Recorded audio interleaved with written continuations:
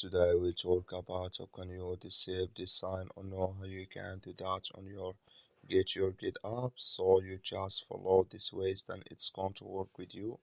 All you have to do in first, you just go down here, you click here on profile, you just click on it. So then it's going to take you to your profile, it's going to show for you like this. So then all you have to do next, you just click here on notifications here, just click on it here.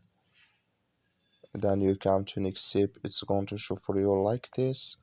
Then you go down here, you keep going down, you come here to travel tips and inspiration.